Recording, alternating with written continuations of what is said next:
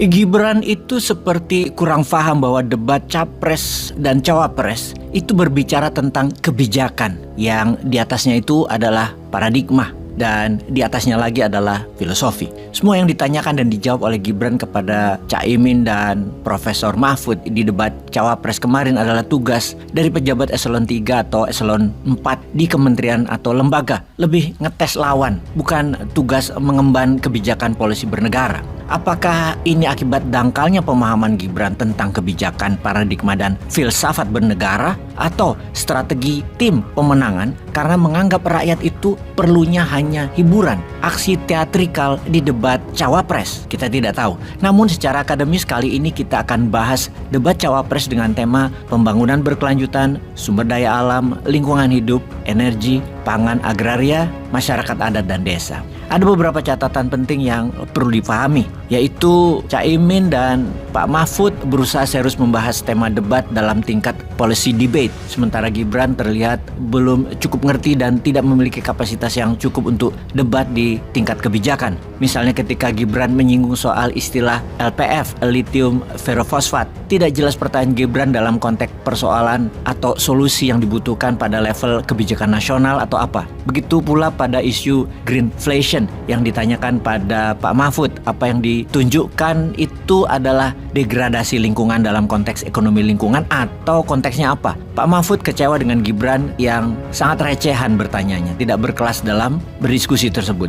Satu hal lagi, isu bioregional yang diangkat Muhaimin sebagai basis pembangunan dijawab Gibran dengan isu pemerataan pembangunan di Indonesia secara umum, bukan bioregional based planning. Muhaimin dan Profesor Mahfud menyoroti kegagalan pembangunan Jokowi. Keduanya mengatakan Jokowi gagal dalam membangun kemandirian pangan, redistribusi lahan, menjaga kemandirian desa, dan mengejar transisi energi. Dikatakan gagal. Mahfud dan Muhaimin juga sepakat terjadi kegagalan dalam pembangunan sektor agraria, baik merujuk pada UU PA maupun fakta terjadinya konflik agraria yang semakin membesar. Muhaimin juga mempersoalkan agenda redistribusi lahan yang tidak ada. Mahfud menyinggung kesenjangan kepemilikan lahan konglomerat dibandingkan dengan petani. Namun Gibran menjawab kesuksesan Jokowi dengan pembagian sertifikat, maksudnya sertifikat lahan. Tentunya ini bukan jawaban reformasi agraria. Muhaimin menambahkan persoalan hak-hak adat yang harus dilindungi dengan mempercepat undang-undang terkait hukum adat. Jangan seperti rezim yang selalu menampilkan seremonial penggunaan baju adat secara periodik namun masyarakat adat disingkirkan.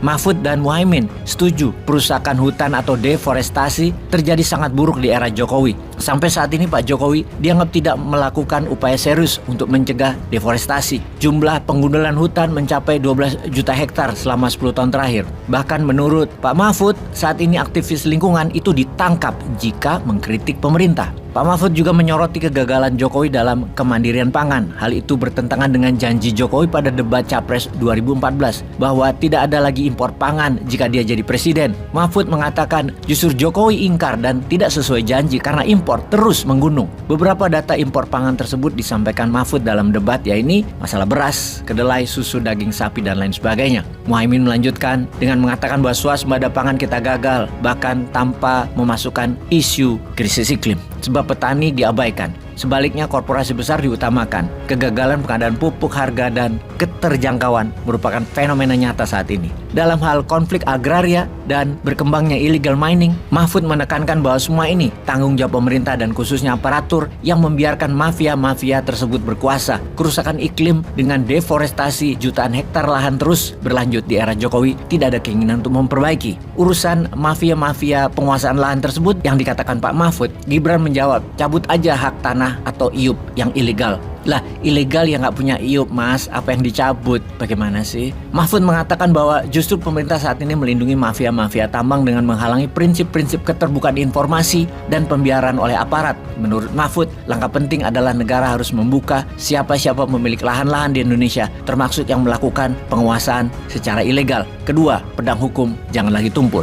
Hilirisasi Jokowi yang dibanggakan Gibran sebagai program strategis dalam memajukan bangsa serta menciptakan lapangan kerja, menurut Muhaimin dilakukan secara ugal-ugalan, tidak mensejahterakan penduduk lokal dan mendatangkan tenaga kerja asing yang banyak. Muhaimin mengatakan bahwa eksplorasi alam untuk pembangunan perlu, namun harus menghitung sisi ekologisnya. Terkait transisi ke arah energi terbarukan, Muhaimin justru mengatakan bahwa rezim Jokowi tidak serius. Target penurunan emisi karbon 2025 berkurang 23% jadi 17% dan pajak karbon ditunda. Muhaimin dan Mahfud menunjukkan berbagai kegagalan pemerintah yang harus diperbaiki atau yang masyarakat harus ketahui. Rakyat dalam debat kemarin terinformasi kegagalan pemerintah yang bertanggung jawab atas kehancuran lingkungan, berkembangnya mafia tanah dan tambang, rusaknya aparatur negara, deforestasi berkelanjutan, hilirisasi yang tidak menguntungkan, dan lain sebagainya. Jutaan rakyat yang mendengar pemaparan Mahfud dan Muhaimin menunjukkan adanya ketidakjelasan atau ketidaksinkronan antara fakta yang diketahui elit dengan tingkat kepuasan publik terhadap Jokowi dalam berbagai survei. Tentu saja,